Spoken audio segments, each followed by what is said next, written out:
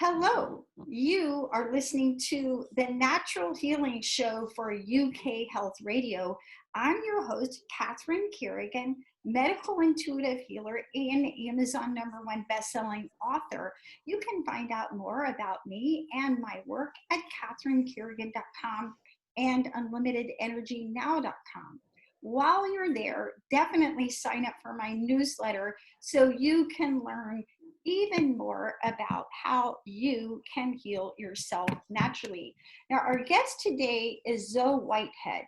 Zoe Whitehead is the founder of the Soul Power Community, an online Facebook community for empaths and highly sensitive people. She's from Leicester in the Midlands, and you can find out more about Zoe Whitehead and her wonderful work at thewhispertree.com. Welcome, Zoe Whitehead.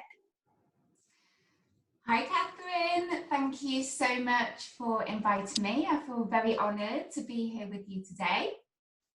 So we're going to be talking about a subject that is very important to a lot of people right now, which is how empaths and highly sensitive people can handle living through the pandemic.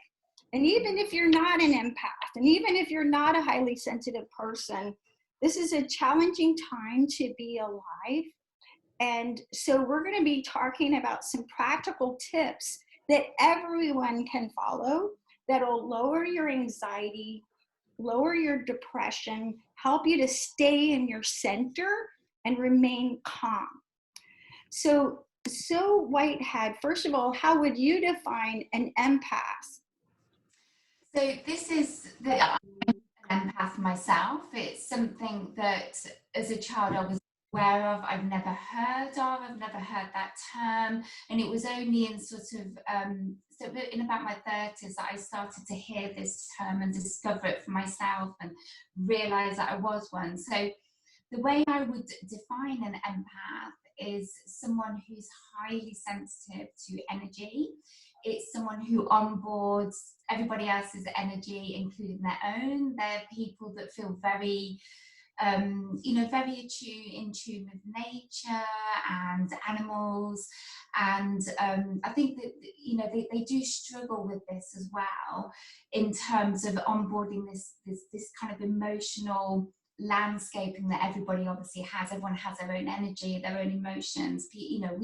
We onboard this, we absorb it, and often if we're not aware of what is our own emotional stuff and what is someone else's, we find it very difficult to kind of navigate the way through that. So this is why I felt very drawn to working with empaths and also highly sensitive people as well. Right. And obviously, I'm an empath and a highly sensitive person. I couldn't be a medical intuitive healer and work with people all over the world that I've never seen or never touched, never even spoken to. Even this week, just 2 days ago, I did a medical intuitive reading on this gentleman. And sometimes I get a photograph, didn't have a photograph. Sometimes they fill out a form. I literally had his name, address, and the name of the medication that he was taking. And I sat there for an hour and a half and I wrote a medical intuitive reading on this person. You're not so these gifts that we have, these sensitivities can be developed, into skills that help people. But let's talk about, again, this practical thing, because we're going through the coronavirus pandemic. Millions of people all over the world have it. And, so let's talk about, what this feels like. I'd like you to share what it feels like for you right now, and I'll talk about it for me. Maybe I'll talk about it first. In the US, we started going into lockdown beginning in March, and the energy felt incredibly heavy, right? Yeah. And, when I was tuning into people, there was a tremendous amount of depression, lots and lots of high levels of anxiety. So what's the energy feel like to you right now? So initially, Catherine, it was the same. I think we were a little bit ahead of you guys in terms of going into lockdown, and totally agree with you. I was really picking up on this kind of mass fear release. There was a lot of negativity, a lot of density because of these negative feelings that were being released. A lot of resentment and a bit of judgment as well. And as you say, as empaths, we pick up on it all, don't we? And it does become very difficult for us to navigate through. As time's gone on, I'm personally in a bit of a bubble. I'm just kind of spending my time over the fields in nature with my sons and the dog. And, you know, I'm not keeping myself away because I know how to protect myself energetically. And we're going to be talking about that today and giving everybody tips about how you can keep yourself energetic, your energetic boundaries strong, right? Yeah, that's it. So it's, you know, for me, it's just being very aware of what is my stuff, what is other people's, and just, you know, when I'm not in such a good place, when my vibration is lower, I don't go out, I stay around my home, I go over the fields, I connect with nature. So this is just how I've managed to navigate it personally, but I also like to see the big picture in all of this. You know, I understand that this is a golden opportunity for people to really start to be introspective, let go of the things that are no longer serving them as well.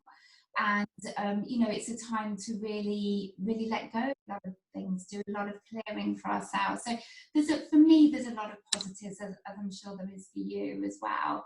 Okay. Now I want to point out, because you mentioned that highly sensitive people pick up the energy and emotions of other people, but I want to point something out that a lot of people don't know that.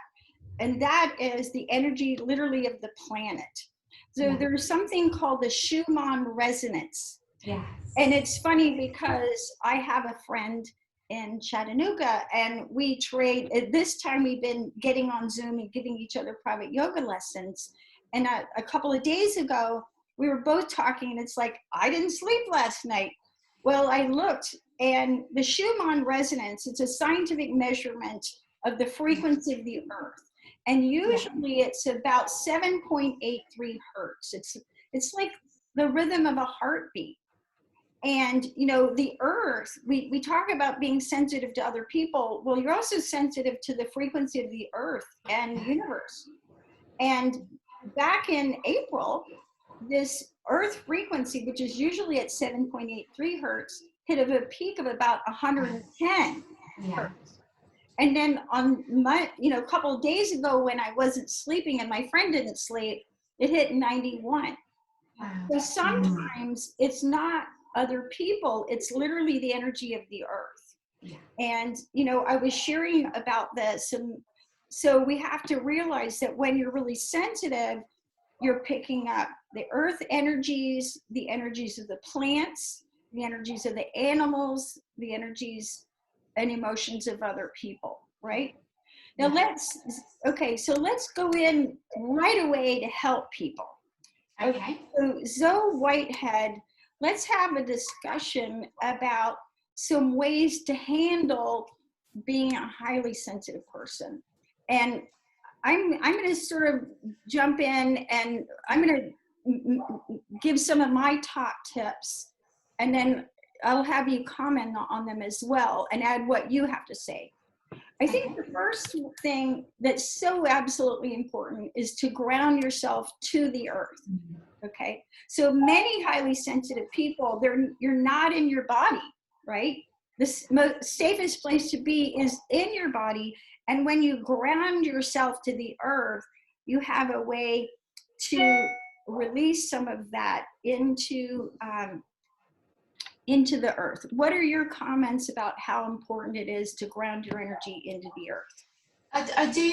I totally agree with you, Catherine. You know, when we get ungrounded, it's really, really difficult to kind of just carry out those day-to-day activities. So, you know, for me, and it's that being ungrounded is that feeling of floating around. And, you know, some people enjoy it. I personally don't, and I know exactly what I need to do that. So for me, again, as an empath, obviously we're very attuned to the kind of vibrations of nature. So I love to be out I may walk barefoot, or I may, you know, like you say, connecting with animals. When I go out, I pay attention to wildlife. I look at the tiny details of leaves and flowers. All of this kind of anchors me in and connects me into those earth energies.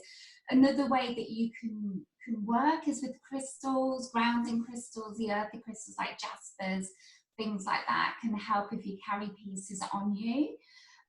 Salt bars as well, I tend to feel they're very clearing emotionally, but it also kind of helps me to anchor in as well. So I just put loads of unprocessed sea salt in the bath, and that really, really helps to clear and Right. personally. Okay, and you talked about crystals, and again, spending time in nature, other grounding crystals, smoky quartz. I happen to be wearing some of my crystals for psychic protection, which are snowflake obsidian and actually labradorite. Okay, now the second thing I think is really important is to recognize that all living beings have free will. And I'll share a story. I remember years ago, 10, 15 years ago, there was a drought here in Atlanta. And I literally, it was a severe drought. It hardly rained all summer. And I literally felt all the trees and plants dying. It was really difficult to like literally feel that level of distress. And this is from plants, right? And I remember speaking to, you know, some of my spiritual friends, and they said, we have to recognize that all living beings have free will. And, you know, so we're all choosing our experience. So Zoe Whitehead, what are your comments about that? Yeah, that's really interesting. I've not heard that said like that or explained like that before. But what I do feel is that, you know, nature is very cyclical. So, you know, we go through the seasons, we have the growth in the spring, the blossoming and the energy and the light in the summer, and then autumn, you know, things start to fall away.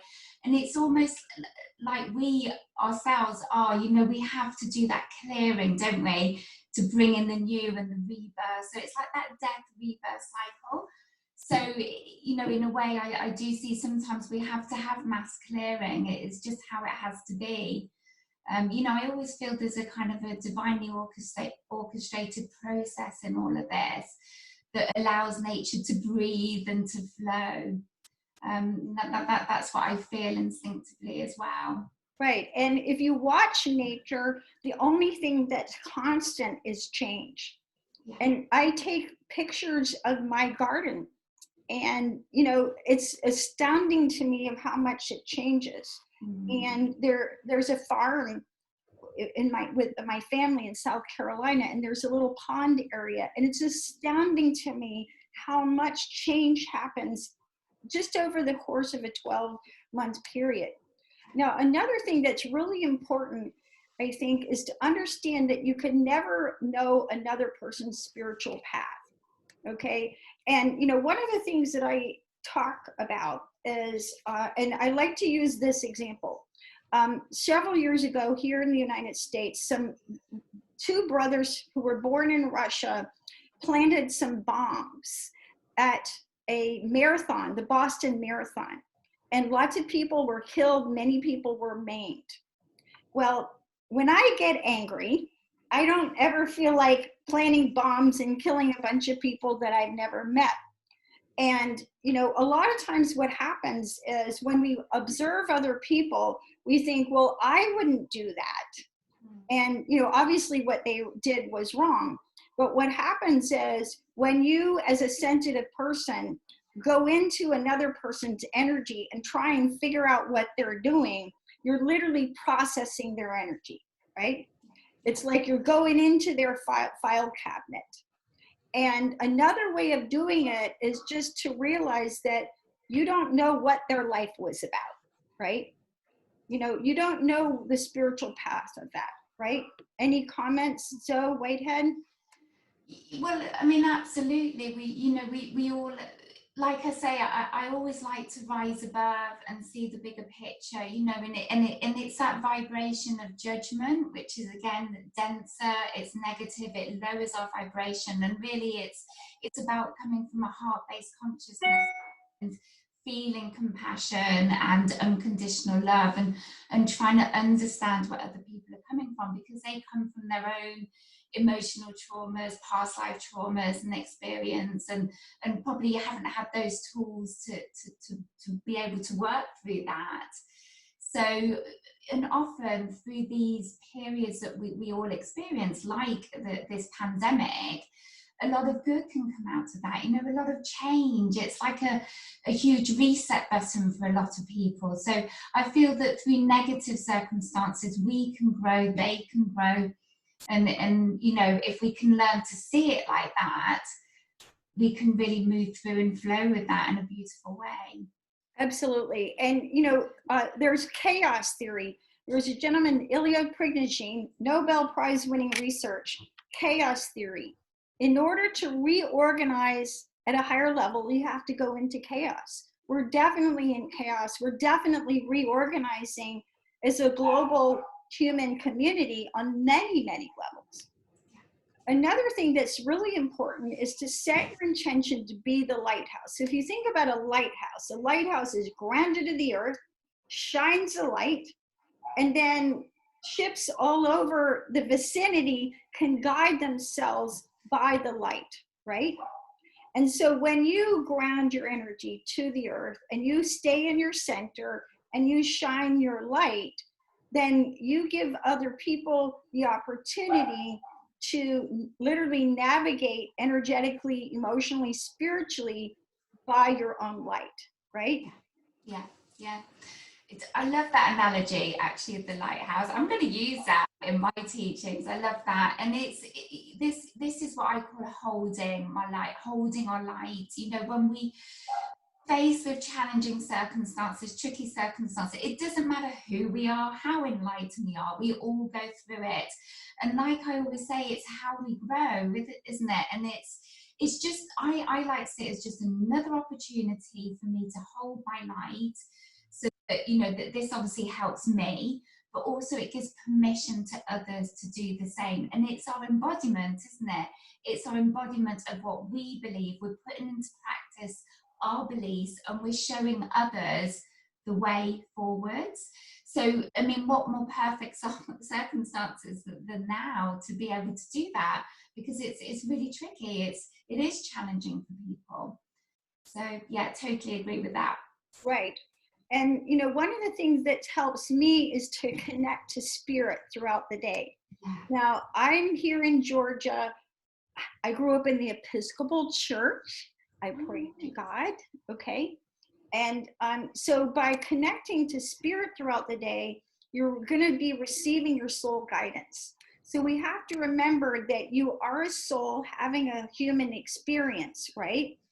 And, you know, one of the things that happens is that as you mature, you realize we have bad days, we have good days, we have bad weeks, we have good weeks, we have bad months, you have bad years, and you also have good times.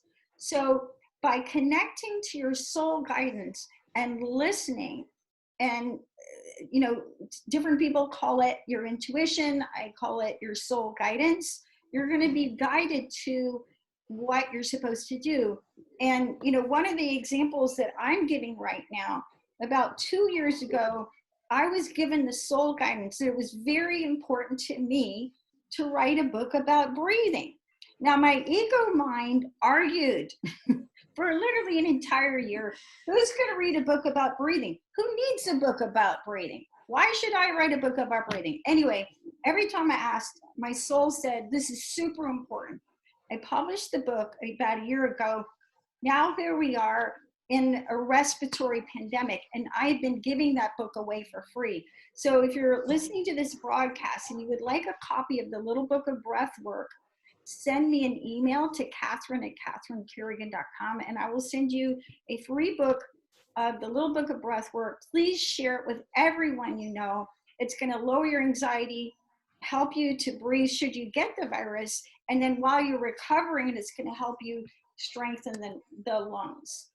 So Zoe Whitehead, how do you connect to spirit throughout the day? So for me, I do this practice as well all day. I don't meditate.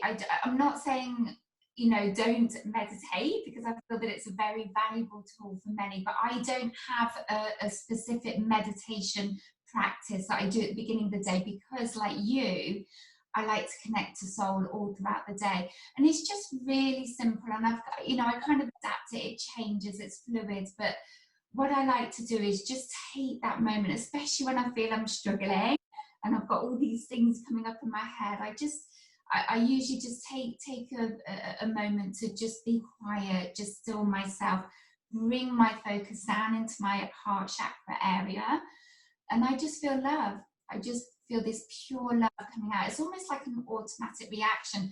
I feel I'm connecting to angelic planes when I do that. When I'm in that place of receptivity, because that's where I feel I am, I'm working with those more feminine, the more feminine principle of receptivity. That's when I get the guidance, like you say, that soul guidance. When I first started working with this, it was like a tiny whisper that I barely, picked up on. And as time goes by, what I'm finding is it's getting louder and louder, and now I can't ignore it. So the next thing that I always make sure I do is I take inspired action. Like yourself, you ended up, writing a book. It doesn't matter when you do it. It doesn't matter if you don't do it straight away. But another good practice that I've got into is I write it down. So if I'm not in a position to act upon it straight away, I just write it down. You can always go back to it. But it's listening. It's your best tool. It's your best friend. It knows you the best. So, write it down. This is incredible and perfect information for you, but act upon it. Whenever it is, act upon it. And definitely, yeah, without a doubt. Yeah, no, my personal mantra is the Lord's Prayer. I can't even tell you in any given day how many times I say that. And I use the Lord's Prayer kind of like an attunement. And what I mean by that is I'll start reciting the Lord's Prayer, the words I know very well, but if I stumble over the words, then I know I'm not in total alignment. And I just keep repeating the words until I feel that true sense of divine connection, right? And you talk about writing things down. I listen to my angels all day long. I'll also write down what they say, and a lot of times the best time I feel to actually listen is in the middle of the night. There's nothing going on, not ringing, the children aren't bothering you, nobody's demanding anything, and you can just really listen. And it's very helpful. I think when you are a sensitive person, a lot of times your guides are waking you up in the middle of the night. And especially if you're not listening during the day, they'll wake you up. And so if you write down what they say, then you can go back and read it, right? Yeah. Okay. Another thing that I think is incredibly helpful, and we're talking again about how getting through this challenging time, really any time, is to set your intention to serve God for the highest good. Now, I feel that this is really important because just like the Lord's Prayer says, thy will, not my will be done. And sometimes we don't have that bigger picture. We have the ego mind picture, which is it should be the way it all used to be, right? So we have that little ego picture of how we think it should be, and we don't have that bigger picture. But when you set your intention to serve God for the highest good, then you listen to, the guidance that you're receiving. And I feel that it's one of the most powerful things that you can do, because when you set your intention to serve God for the highest good, then you're naturally guided. You show up, you're at the right place, the right people show up in your life, everything works out for your highest good. What's your experience there? So yeah, intent, like our words, our actions, our thoughts, all have an energy, don't they? So I feel that when I set my intent, and I feel it's so important, it's a big part of who we are, it's a big part of our manifestation abilities, whatever we want to co-create within our reality, it starts with our intent, doesn't it, Catherine? So absolutely, you know, and you can do this in different ways. You can write it down, you can say it out aloud, you know, if it's setting your intent for change. But also, like you say, let's not forget that also there's a bigger picture within all of this. I know we don't always see clearly, but as light workers, as you know, you yourself are, and myself are, or is, should I say, I can't think grammatically what's correct there, but we have this responsibility. We're not responsible for others, but we have this responsibility to shine our light and make decisions and set our intent for the highest good for all. Absolutely agree on that point as well. Right. And when you set your intention to serve for the highest good, then you find the strength. Yeah, you do. You find the strength. You know, and you know, here we are speaking specifically to highly sensitive people, but really to everyone. And I remember one of the wisest things someone once said to me is, if you're a highly sensitive person, you have to become strong enough to handle your sensitivity. Yeah. So it's not about, you know, just being this weeping willow and, you know, frail and unable to cope. No, when you're sensitive, you root yourself to the earth. You set your intention to serve for the highest good. You shine your light, right? And you find the strength that comes from, you know, following your soul purpose. Yeah, that's it, absolutely. And, you know, I feel as well that I know what you're saying, that there is this kind of tendency, I do feel, because I work with many empaths, and I myself was there not so long ago, so there's no judgment, but there's a tendency towards victim mentality, because, you know, they become and we become so overwhelmed. We know, right, you know, although we have all these tools and we have the energy, and we, you know, we still have times when we're not okay, but what's been a big learning for me is to say to myself, it's okay not to be okay. It's okay to have a good cry and do that releasing. And by that's where I find strength as well, is just to move through it, to sit with those feelings without engaging the mental. And then I don't know whether you find that as well, Catherine, that we get clarity at the end of that, don't we? It's like little miracles, little shifts happen. You know, it's part of a process that we have to go through, I feel. Right.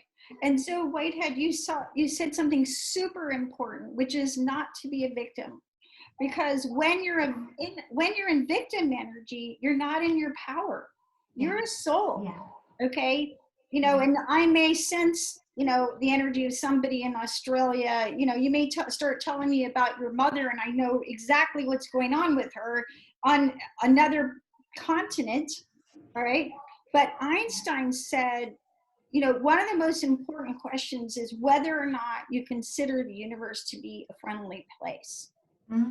And, you know, when you literally start from that framework that the universe is a friendly place, then everything works out for your highest good, even if in the moment you don't understand why, right? And many of us have had challenging experiences that later on you're like, oh, I understood why that happened. Right? You know, when it happens, you're like, really? Yeah.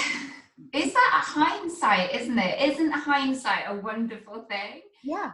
And it's like you say, ego takes control. It's in the driving seat, isn't it? And whereas at the moment, I feel we're being very pushed, aren't we, energetically, cosmologically, to allow soul to lead. But we kind of stray off that a little bit, don't we? We get so caught up in the now and the emotional charge of the moment. And it's, but I think, again, that's okay. You know, I try not to judge when that happens with me, but for me, it's how quickly I come back to that point of connectedness and centeredness, you know?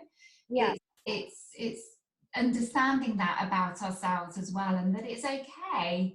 It is okay, isn't it? Yeah, and you know, one of the things I'm always saying to my clients is emotions are energy in motion. So we're not supposed to get stuck in our emotions. So during this time, we're all going to have good days, bad days, right? Totally. You know, I know I was doing really well, and then the governor of Georgia announced that he was ending the lockdown early. And what I immediately saw was many thousands more people were going to die as a result of his choice, right? Yeah.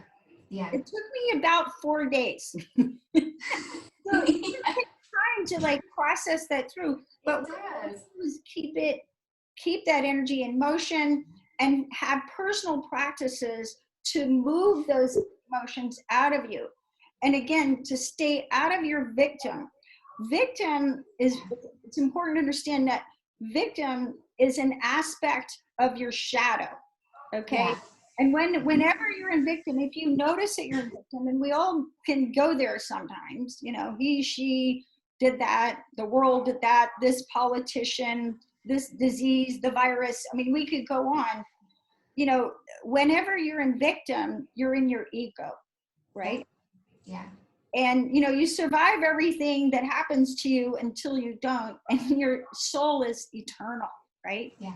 So when you're in your soul energy, you're in your strength, you're in your purpose. Yeah. Right? Yeah, right, totally. Yeah. And it is that shadow self, it's that shadow aspect. You know, we have lower aspects of ourselves, our ego, and we have higher aspects, but it's part of us. It's that duality, isn't it? We need both to make the whole. If we didn't have the ego, you know, we wouldn't, I don't feel we grow. We wouldn't create those situations for ourselves where we have to do our learning. And for me, it's about training that ego. You know, it's about harnessing those thoughts, those negative feelings. It's about being selective over what we choose to focus on. You know, it's about teaching that ego to listen and you know, just to be and not overpower us, I guess. You know, I see a lot of people, clients that I work with that, myself included again, that give way too much power to our thoughts, way too much power to our feelings. And for me, it's about that constant awareness and harnessing and selecting what we choose to focus on. And again, that's another tool that I would recommend that we all try and practice as much as possible. Right, observing your story and not staying stuck in your story, right? Yeah. So here's a tip for our audience, and I will explain it. So when you recognize that you're in your ego, okay, Yeah. and one aspect of the ego is victim, okay, there is a little energy tool that you can use. So what you do is you draw a circle on the left temple, and it doesn't matter which direction you draw the circle, and then you draw an X through it. You draw a circle on your left temple next to your left eyebrow, draw the circle and draw an X through it. And that tells your ego, your shadow, to take a hike. Your soul is in charge, right? Your soul is always in charge. And I always say, you know, God only has to hit you over the head when you're not paying attention. When you're paying attention, you can get, you know, a whisper and you hear, right? Yeah. And, right? So, which brings me to another thing, which is about talking to your angels. Now, it's my belief and experience that we all have angels, whether you call them angels, spiritual guides. If you go to CatherineCarrigan.com, you can see countless photographs, maybe not countless, maybe 60, 70 photos that I've taken with my iPhone of angels. And I have readers who send me in their photos of angels. So CatherineCarrigan.com and go to angel photos. So we all have these spiritual guides. This is my experience. Angels, whether you call them angels or spiritual guides, and they're like your team. Yeah. And they're helping you out. And you can listen to them. And, you know, you're going to have angels that are, whatever you're here to do, whatever your soul purpose is, you're going to have angels that are good at that.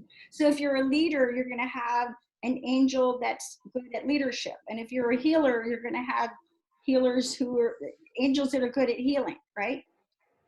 So how do you get your clients to talk to their angels? So we do work like that. I don't know whether I told you, Catherine, but I do run transference healing. I'm a transference healer practitioner as well. So it's a modality, it's a relatively new modality, in fact, whose master still alive, which is pretty unusual. And through that energy, I connect to past descended masters, I connect to lineages, I connect to past lives as well. But I also get connection through the energy with angels. I see things. So whatever comes up for that client during the healing, I will feed back. And you know, the symbology that I see, the visions that I see, you know, they can then take forward and work with those to kind of get their connection. But for me, the main tool, the main channel to connect is always through the intuition, or the, you know, the language of the soul, as I like to call it. So we always start with that with clients, is, you know, really working with that, really developing that tool so that they can then go on and use that and get that connection for themselves. You know, we talk a lot about signs, about symbols. You know, a lot of clients see that some wildlife show themselves prominently, and that's why I always say pay attention to wildlife, because it reveals itself to us for different reasons. And I feel there again connections with the other realms that are telling us things or guiding us in some way. You know, there's numerology as well. There's lots of ways that we're connected and we're guided, and I love it. You know, I love hearing different stories around it, and also conversations. You know, you have these kind of seemingly random conversations. You meet someone on your dog walking, or, you know, and they say something to you and it really hits the note, it really resonates with you. I would again say, I'm not saying that person is an angel, but I would say that there's a divine orchestration and all of that to guide us. Another way is in the sleep state, the dream state. We get a lot of guidance.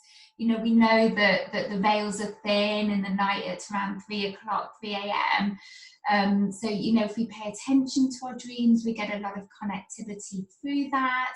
We've had meteor showers, haven't we? I think we had one last night. And again, the veils are thin, so we have very vivid dreams. You know, we get a lot of connectivity through times like that. In the lunar cycle, over the full moon, again, another time where we can get guidance. So there's so many different ways, aren't there? And so many different times that are really significant for us when we get that connectivity. If we are open, we have to have that receptivity, don't we? We have to have faith, we have to have the trust. But I feel all of this grows organically within us. You know, I can't give faith and trust to a client, but I hope that they feel that through me when I'm talking to them, when I'm feedbacking, when I'm running energy on them. And you know, I give the tools as well for them to work with. So that's how I work with them. Right. And I just want to point out for our audience that you can call in angels anytime, you know, and just to realize that you do have this team. They're literally in your energy field, and you can call in your angels, call in your archangels at any time.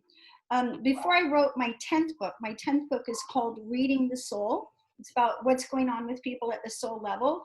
And before I wrote the book, this is interesting, I got the guidance that Archangel Michael would be helping me write the book. So every morning when I did my regular meditation, I prayed to Archangel Michael. I meditated with Archangel Michael. I wrote the book in a month. It was a miracle. Usually takes me about a year.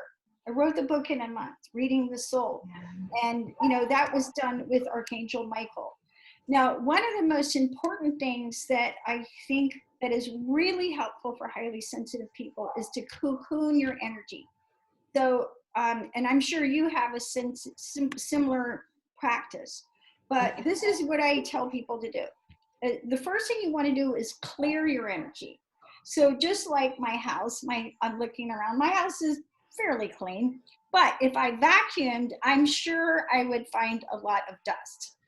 And a lot of times you think, well, my energy is pretty clear, but if you clear your energy, then you realize you're even more clear. So this is a technique from Qigong. You simply rub your hands together and you pass your hands over your head 3 times and you set your intention to clear your energy and basically to release any energy that's not yours, right? And then when you cocoon yourself, I have people visualize the white light of protection around you. And then around the white light, just if you think, I tell people, like, if you think about an egg, the chicken egg, it's got a hard shell, it's got a white, and then it's got an egg yolk.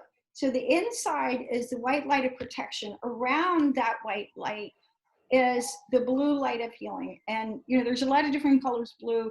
This is sort of a light aquamarine blue. And then around that is the golden light of transformation. So you clear your energy, rubbing your hands together, passing them over your head, setting your intention to release, and then surround yourself with white light, surround the white light of protection, surround yourself with the blue light of healing, surround yourself with the golden light of transformation. It takes 30 seconds, and then you set the intention that nothing goes in, nothing comes in and nothing goes out except unconditional love. Because if nothing goes in and nothing goes out but unconditional love, you're good. Yeah. You're totally good, right? Yeah. I love that. I love that. And I love the you know, the visual of the egg as well. I love that. I want to use that. Yeah. So yeah, I've got a specific energy technique. I'm going to work with many, but I will come to that in a moment. But one thing that I have found is important, I don't know whether we were going to come to that, Catherine, I apologize if you were planning to, but is creating a kind of high vibrational home for ourselves, an environment. So, you know, you talked about clearing. So I use things like resonating, you know, frankincense, resin. Some people use sage.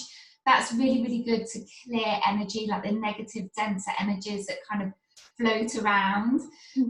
So I definitely suggest using that, keeping your home clean anyway, or as much as we can. You know, just decluttering as well, just keeping the flow of energy going, because we're spending so much time, aren't we, at home? Our movements are restricted, so I feel it's very important to keep our space very clear and clean energetically, most importantly. And, you know, crystals, again, keep them clear, keep them cleansed. They're working for us. They're absorbing a lot of energy. They're transmuting negativity. So all of those things. But obviously when we're out and about, and this is why I love these tools, because we can just do them, and often people don't know that we're doing them. But one thing that I will do before I step out of the house is I just push. You know, I feel that we all have, and I know we all have, a vibrational flow of energy. Our energy flows for us.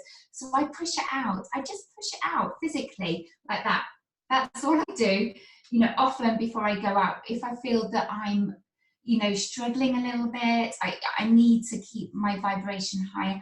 I need to keep that protection. So what it does is it expands my energy, I feel, and it serves as a protection. It serves as a protection for me.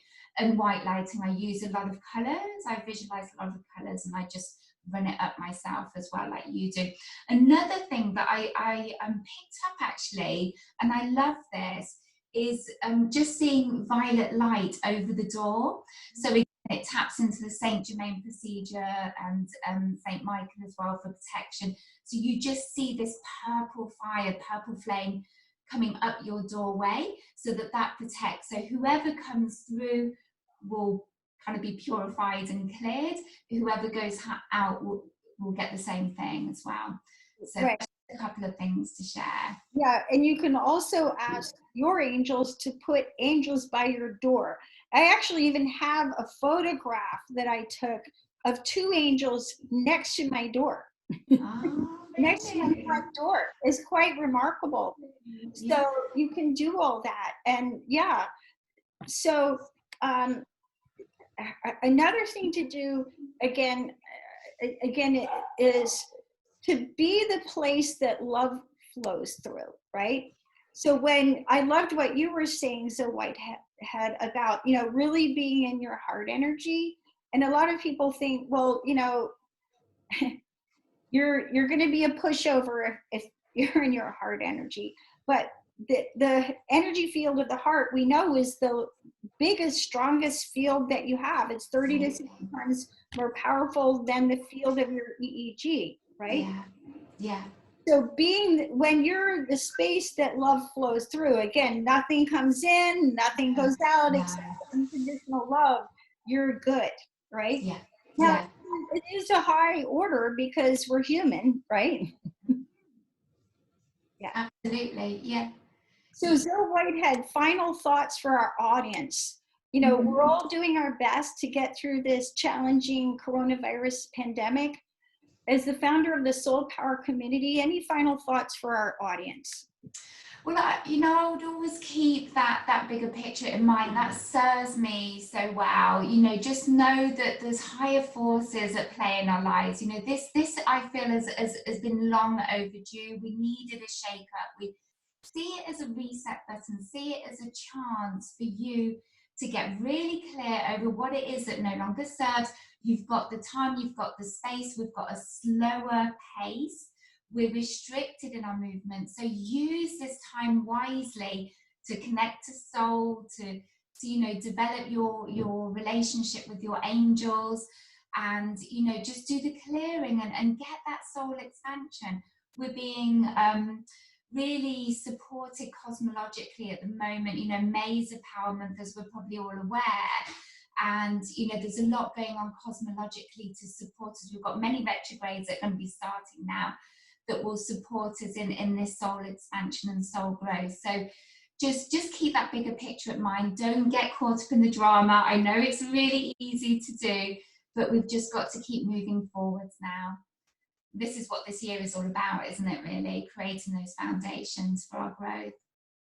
You've been listening to the Natural Healing Show for UK Health Radio. I'm your host, Catherine Carrigan, medical intuitive healer, Amazon #1 bestselling author. You can find out more about me and my work at catherinecarrigan.com and unlimitedenergynow.com. While you're there, definitely sign up for my newsletter so you can learn even more about how you can heal yourself naturally. Our guest today has been Zoe Whitehead, founder of the Soul Power community. You can find out more about Zoe Whitehead and her wonderful work at thewhispertree.com. And remember, stay in your soul purpose, be the lighthouse, and allow yourself to be the space that love flows through. Thanks so much for listening, and we'll see you next time.